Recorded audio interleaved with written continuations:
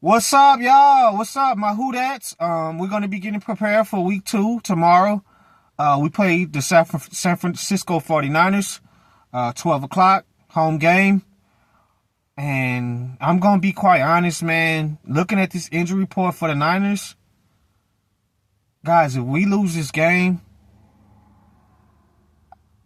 I don't want to jump to conclusions. I don't start making my conclusions until like week 5, week 6, when you can kind of have an idea on what your team is going to be. But I'm going to be honest, man. All the stars out for the 49ers. Guys, it's not going to be an excuse on why this team should not be able to win tomorrow. Brock Purdy's out. George Kittle's out. Brandon Ayuk is out. Jawan Jennings may be out. Guys, they're playing with Mac Jones at quarterback. Mac Jones. Do y'all know how bad Mac Jones is? We're 2-0 against Mac Jones. Now, this is the San Francisco 49ers. Obviously, they have one of the best coaches in the game, Kyle Shanahan. Obviously, they have one of the best running games when they're healthy.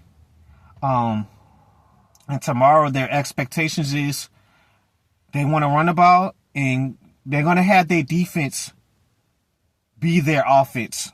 They're going to control the game with the defense, forcing turnovers, forcing sacks, forcing 3-and-outs, forcing us to punt the ball.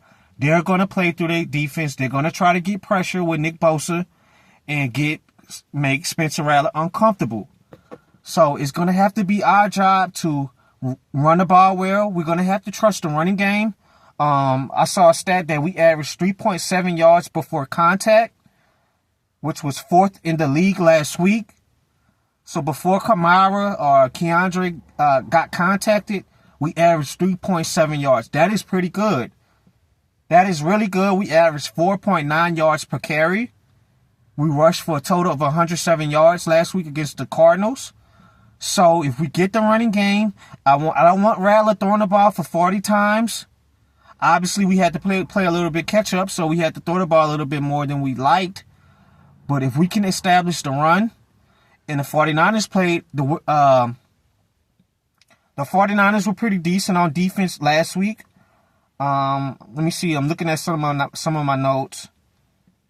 Yeah, they were pretty decent on defense last week. So they're going to have to play through their defense and keep this a low-scoring game. They want to try to make it 16-13, 19-16, somewhere around there.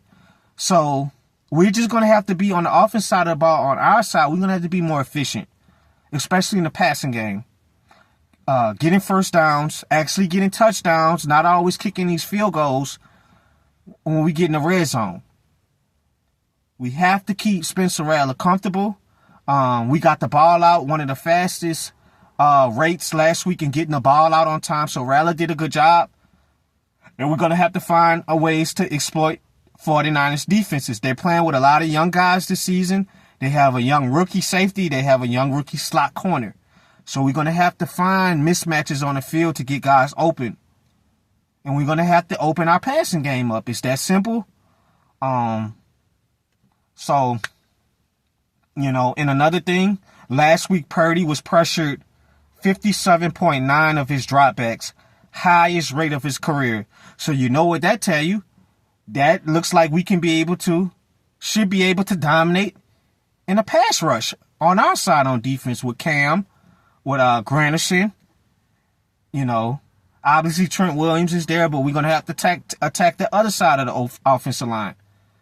So it's plays to be made, but guys, I'm not going to lie. I'm not going to lie to y'all. If you cannot find a way to beat Mac Jones and the rest of this 49ers team, early in the game, George Kittle was targeted early. So we don't have to worry about that. We don't have to worry about Brandon Ayuk. All we got to do is stop the head of the snake. I'm telling you, if Christian McCaffery go over 100 yards, probably $120, and they flying all over the defense, you could cancel Christmas tomorrow. Because if you stop the run, you force Mac Jones to throw the ball all over the place. He going to commit turnovers. I send blitz on his ass all game and force him to make throws. And another thing, Kool-Aid is going to get tested. Ricky Purcell, other guys, other receivers. Kool-Aid is going to show if he can hold the CB1 job down. You're going to have to be better, bro. You've been struggling against bigger receivers. The preseason, the Broncos, Sean Payton got Sutton involved for the short amount of time against you. They came out, started targeting him against Marvin Harrison Jr. Ricky Purcell he's pretty good, it looks like. So we're gonna have to figure this out, but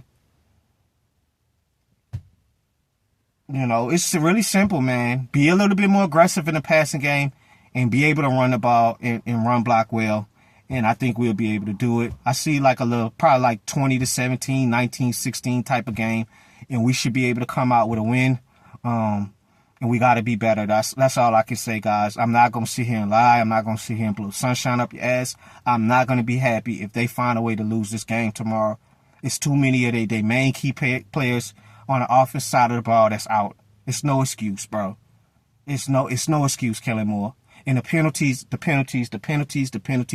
got to be better. We all know who out as well. Obviously, Julian Blackmon is out, our starting safety. I'm not getting on Chase Young today. I'm going to lay off of him. He's out again. And it was somebody else out. Oh, Trevor Penning. And Fuaga was dealing with some, he was hurt early in the week during practice, but he should be ready to go tomorrow. So that's all I got. I'm going to see y'all after the game. I'm out. Peace.